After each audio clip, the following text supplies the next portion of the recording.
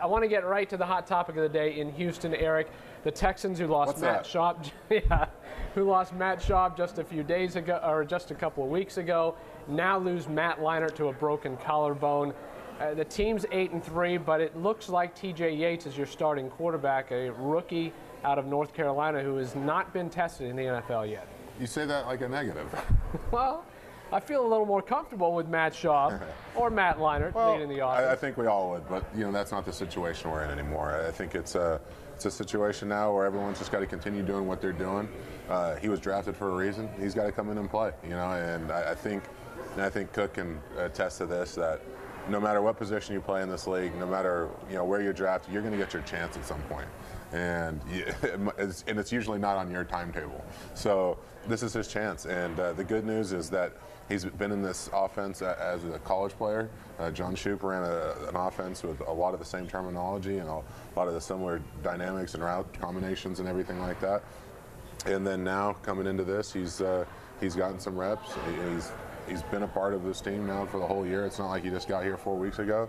So we're going to ask him to operate. We're going to ask him to play quarterback, and I'm going to play right tackle, and Arian's going to play running back, and we're going to continue to go down the road. Is this team, I know a lot of fans are ready to jump off the ledge. Can this team, though, win with just running game, a fantastic defense, and a rookie that has either a limited playbook or is not taking a lot of chances, I should say? Well, why not? You look at Baltimore 3 years ago when Flacco was a rookie quarterback, and they went to the AFC Championship game, I think it was. You look at Sanchez back in a couple years ago, and they went to the AFC Championship. So, just because that you might be starting a rookie at quarterback doesn't mean your team can't be successful.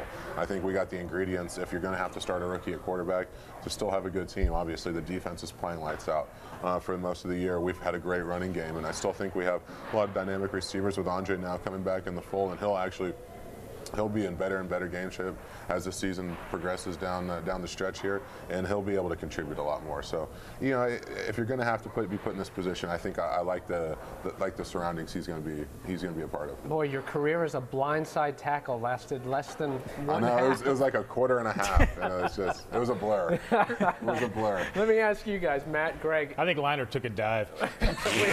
With Leinart out, I mean, is it unfounded for Texans fans to have their finger on the panic button even if they're not pressing it yet? Here's what I think. I'm glad that neither, and I wouldn't expect the players or coaches to say, woe is us, and feel bad for themselves. I do feel bad for the fans in this sense, because this town had totally embraced the idea of this team as a Super Bowl contender.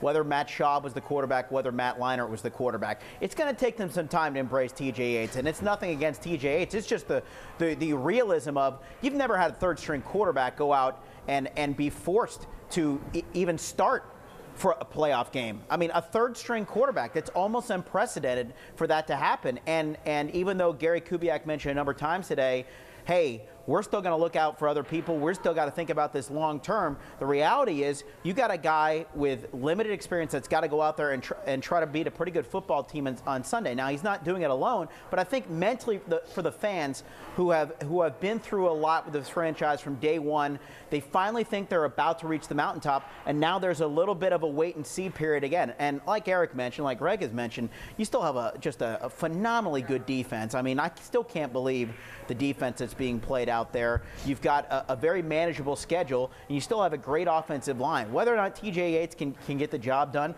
that remains to be seen. But it is going to take, I think, the fans probably a couple weeks. And these are two really good games, because Atlanta and Cincinnati, those aren't teams that you can Jacksonville your way through. No offense to the Jaguars. I was really hoping that Owen Daniels would come in yesterday. Was it no offense or no offense? There really was no offense for Jacksonville. I was kind of excited. I thought maybe just put Owen Daniels in just for the. I mean, it was so obvious that they weren't gonna that you guys were not gonna try a whole lot. If you put him in, do you just go shotgun the whole time? Why not? Is it easier snaps, or is you put him under center? I can't wait. I'm like legitimately. How far, if forced, how far do you think Owen Daniels can throw a football? Like just running up to a line and throwing it? Or like literally from a drop back? Do you think he's even taken? When do you think the last time he took a 5-step drop was? Oh, they've actually practiced it. Do they really? I've seen him after practice. In the preseason, I could have thrown the passes Leinart was throwing yesterday. And right. And that's going to be the key. Look, you get in the NFL, the three hardest positions to learn as a rookie are number 1, quarterback, number 2, cornerback, and number 3 is tackle. So, I mean, there's a learning curve. You know, you come out of North Carolina and you're facing defensive backs that all run a 4-5, 4-6, and now all of a sudden you're in the NFL and they're all running 4-2, 4-3. They make up that change a little bit different. But he's walking into a perfect situation. You got a running game, you got a great defense. But if they stop the running game, or if the running game struggles a little bit like they did a little bit yesterday against Jacksonville, who's a damn good defense, you're going to have to make the passes and you're going to have to complete those plays. And so I think from that standpoint, I love the rallying of the troops around your guy because that's your teammate. But realistically, it's a question mark on how he's going to do. The Texans brought in Kellen Clemens last week when Matt Schaub went down and was lost for the year. Now they bring in, they're looking at other veteran quarterbacks. You know, we've heard Jeff Garcia's name, Trent Edwards, Brody Croyle. I know you're probably in Croyle's camp. Yeah, right. Get to that. I mean, we've heard speculation about Brett Favre were the Texans going to land in Hattiesburg. I believe Jeff George started the Jeff George rumor. Andre Ware's going to come out of the booth. Tell me Jeff George is not Uncle Rico from Napoleon Dynamite. Watch me throw this ball over the mountain right now. I can throw it a quarter mile. I'll swear I could have won the high school state title. Gosh! Vinny Testaverde, where's he? Ty Detmer? Oh, yeah. I mean, where does the list stop? Where's the Klingler brothers? Is there a need, I guess, for people to stress out about who they're going to bring in? Well, I think it's kind of much ado about nothing situation because you're still going with TJ. I mean, TJ's our guy, and you know whoever is brought in as a kind of as a 2 or a 3. And hey, if something happens to him or whatever, something falls off.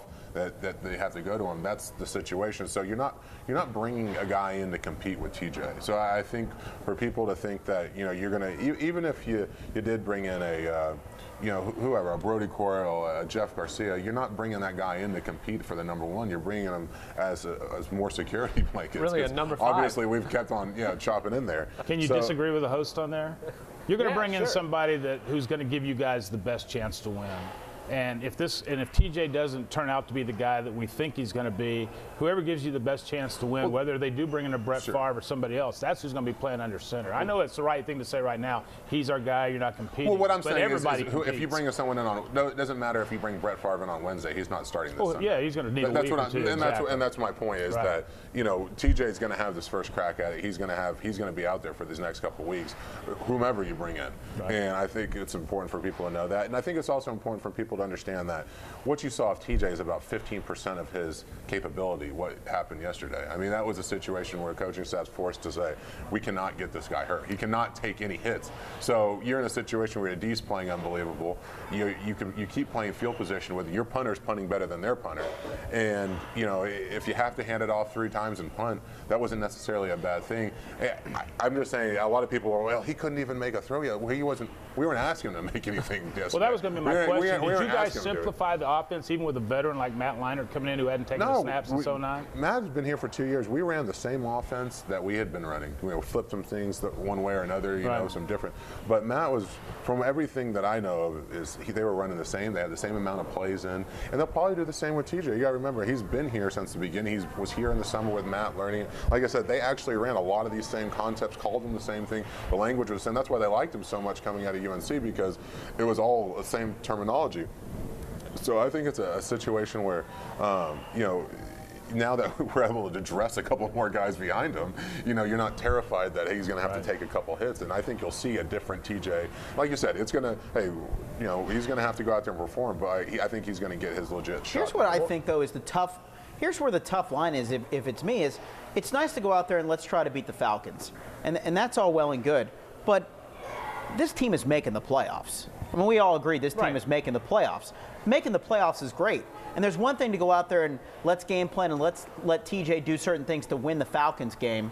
But are we going to get TJ ready to win a playoff game?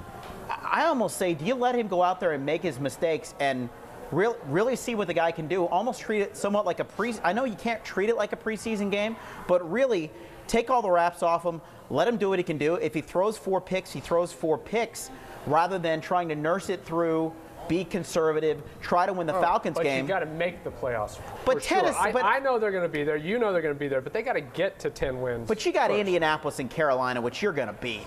I mean, legitimately, you're going to win those games. And unless Tennessee wins out, Week 17 probably doesn't even matter.